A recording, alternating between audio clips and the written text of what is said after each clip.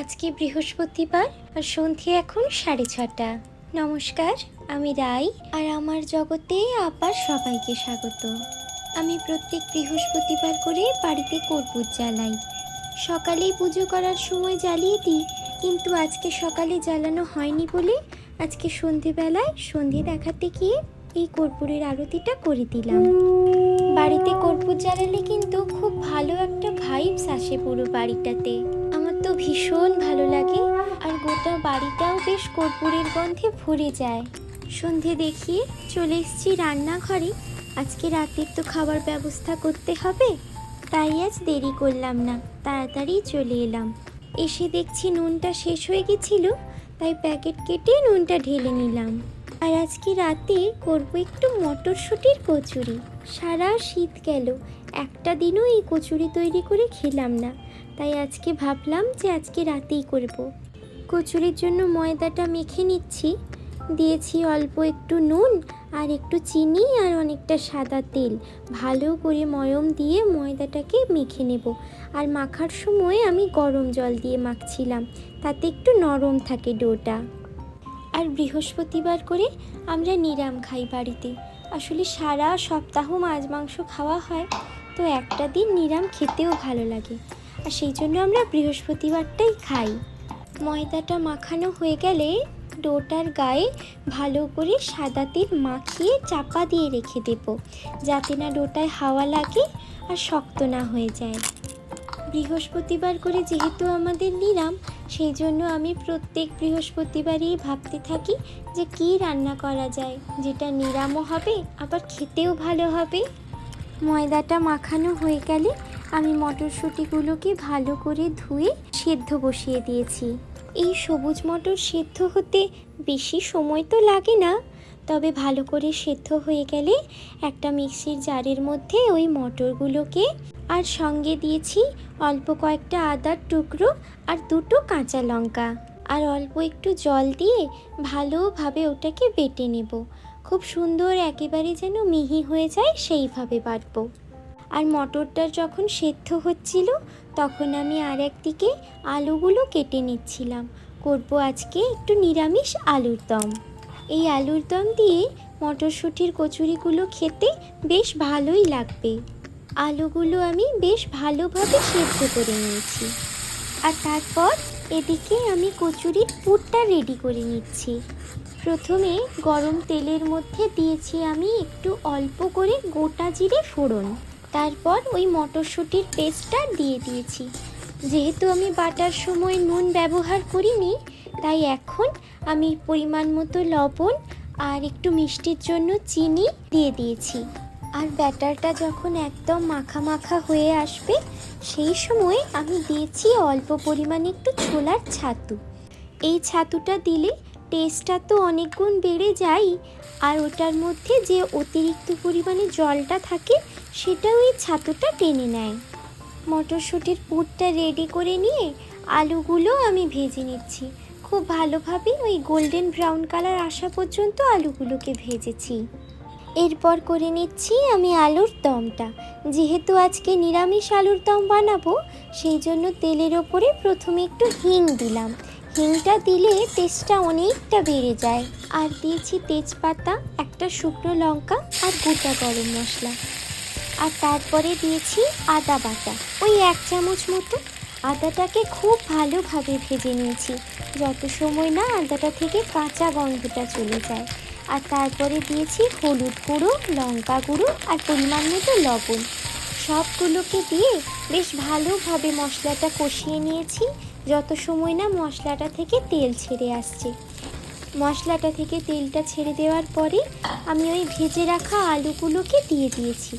তারপরে কিছু সময় ওই মশলার সাথে আলুগুলোকে ভালো করে কষিয়ে নিয়েছি, আর তারপর পরিমাণ মতো জল দিয়ে ওটাকে ফুটতে দিয়েছি। তরকারিটা ফুটতে থাক, আমি সেই সময় ময়দার ঢাকাটা খুলে আর একবার ভালোভাবে ওটাকে মেখে নেব। ময়দাটাকে যত মাখানো যায় ততই ওটা আরও বেশি নরম হতে থাকে। তারপর কচুরির জন্য আমি ছোট ছোট করে ডো কেটে নিয়েছি। ওই লুচির জন্য যে সাইজের ডোটা কাটা হয় তার থেকে সাইজটা আর একটু বড় রেখেছি, যেহেতু এর মধ্যে পুর ভরা হবে তো তাই। তত সময় এদিকে আমার তরকারিটাও ফুটে এসছে, দিয়ে দিয়েছি স্বাদ মতো চিনি, দিয়ে ভালোভাবে আর একটু সময় ফুটিয়ে নিয়ে তরকারিটা তুলে নিয়েছি। আর এর মাঝে আমি একবার টমেটো দিয়েছিলাম। তেমন বেশি কিছুই দেওয়া হয়নি, তবে আলুর দমটার স্বাদ হয়েছিল দুর্দান্ত।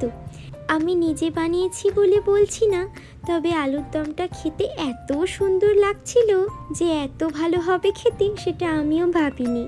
আলুর দমটা তুলে নিয়ে আমি এপাশে ডোগুলোর মধ্যে পুরগুলোকে ভরে দিচ্ছি। প্রথমে ডোগুলোকে হাত দিয়ে চেপে একটু বাটির সাইজে করে নিয়েছি, তারপরে ওর মধ্যে পুরগুলো দিয়ে আলতো হাতে এরকম মোমো যেভাবে মুড়ে সেইভাবে মুড়ে দিয়ে চেপে চেপে কচুরির ডোগুলো বানিয়ে নিয়েছি। সব ডোগুলো আমি এভাবেই একটার পর একটা রেডি করে নিয়েছি। আর আমি এখানে একটা কাজ করেছি জানো তো, ওই ময়দা মাখাটা দিয়ে যতগুলো ছোট ছোট ডো হয়েছিল ঠিক ততগুলোর মাপেই আমি ওই মটরশুঁটির যে পুরটা সেগুলোকে সমান ভাগে ভাগ করে নিয়েছিলাম। তাতে বেশ দুটো সুবিধে হয়, এক তো তোমার পুর বেশিই হবে না, যতগুলো তুমি কচুরি করতে চাও ততগুলোই তুমি পুর বানালে। আর একটা যেটা সুবিধা হয়, কোনো ডোয়ের মধ্যেই না বেশি বা কম পুর ভরা হয় না, সবগুলোতেই সমান পরিমাণে পুর থাকে। সব কটা কচুরির ডোই আমার রেডি হয়ে গেছে, এবার আমি একটা একটা করে বেলে নেব। বেলার আগে আমি বেলনি কাঠটাতে ভালো করে সাদা তেল মাখিয়ে নিয়েছি, আর সেই সঙ্গে আমি কচুরির ডোয়ের দুপাশেও ভালো করে তেল মাখিয়ে নিয়েছি। তারপর একদম আস্তে আস্তে করে কচুরিগুলোকে বেলে নেব। এই স্টেপটা কিন্তু ভীষণ ধৈর্যের কাজ। যদি তুমি তাড়াতাড়ি করতে চাও তাহলে কিন্তু সব পুর যে কোনো এক দাঁত দিয়ে বেরিয়ে যাবে, সেই জন্য যতটা সম্ভব হালকাভাবে প্রেসার দিয়ে এই কচুরিগুলোকে বেলে নিতে হবে। এসব খাবার খেতে তো বেশ ভালো লাগে, কিন্তু বাড়িতে তৈরি করতে এতটা সময় চলে যায়, ভীষণ সময় সাপেক্ষ কাজগুলো। বাড়িতে যদি 2-3 জন থাকে তাহলে তো হাতে হাতে করে দিলে একটু তাড়াতাড়ি হয়, কিন্তু যারা একা হাতে পুরো কাজটা করে তাদের কিন্তু অনেকটা সময় লেগে যায়। এইভাবে একদম আস্তে আস্তে করে আমি সব কটা কচুরি বেলে নিয়েছি।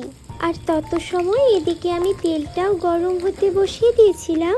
তেলটা বেশ ভালোভাবে গরম হয়ে গেলে তারপরে একটা একটা করে কচুরি আমি ভেজে নিয়েছি। লুচি বা কচুরি ভাজার সময় পুরো ফুলে গেলে না ভাজতে ভীষণ ভালো লাগে। আমি তো বিয়ের আগে কিছুই পারতাম না, কোনো রান্নাই করতে আমি জানতাম না, কিন্তু এখন আস্তে আস্তে সব কিছু শিখে যাচ্ছি।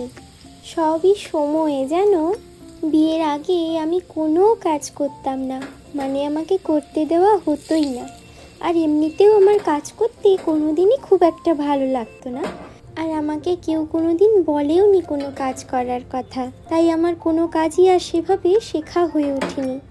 যদি ভুল ভবিষ্যৎ মা কখনো আমাকে জামা কাপড়গুলোও ভাঁজ করার কথা বলতো, আমার বাপি সঙ্গে সঙ্গে না বলতো যে পরে ঠিক শিখে যাবে, কাউকে কিচ্ছু শিখিয়ে দিতে হবে না, যখন সময় আসবে ও সব করতে পারবে।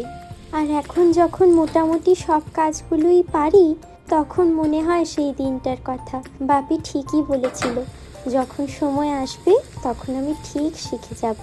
এই যেমন আজকেই কচুরিগুলো ভাজার সময় যখন সব কটাই গোল গোল হয়ে ফুলে যাচ্ছিল, তখন আমি ভাবছিলাম যে আমিও তাহলে গোল গোল কচুরি ভাজতে পারি। সেটা আবার আমি মাকে ফোন করেও পরে শোনাচ্ছিলাম যে মা দেখো আমিও পেরেছি। সময় কিভাবে পাল্টে যায়, যে মেয়েটা কোনোদিন একটা গ্লাস জল গড়িয়ে নিজে খায়নি, সে আজকে গরম গরম গোল গোল মটরশুঁটির কচুরি তৈরি করে তার বরকে খাওয়াচ্ছে, সঙ্গে আবার আলুর দম। আজকে কথাগুলো ভেবে নিজেরই খুব অবাক লাগছিল। আজকে কচুরিগুলো তৈরি করার সময় ভীষণ আমার বাপির কথা মনে পড়ছিল। আমার বাপিও এরকম লুচি পরোটা কচুরি খেতে ভীষণ ভালোবাসে, আর আমিও এই জিনিসগুলো আমার বাপির কাছ থেকে পেয়েছি। খেতে বসে মনটা একটু খারাপ করছিল, তখন আমার বর বলল এরপরে একদিন মায়ের কাছে গিয়ে এই কচুরি তৈরি করে সবাইকে একবার খাইয়েও। শুনে মনটা ঠিক করে দুজনে খেতে বসলাম। একগাল খেয়েই আমার বর বলল দুটোই নাকি দারুণ খেতে হয়েছে, এতটা ভালো হবে ও আশা করেনি। সারা সন্ধ্যা শেষে এত পরিশ্রমের পরে এটাই আমার প্রাপ্তি জানো। আমাদের আরো অনেক গল্প হবে আগে। তোমরা খুব ভালো থেকো। টাটা।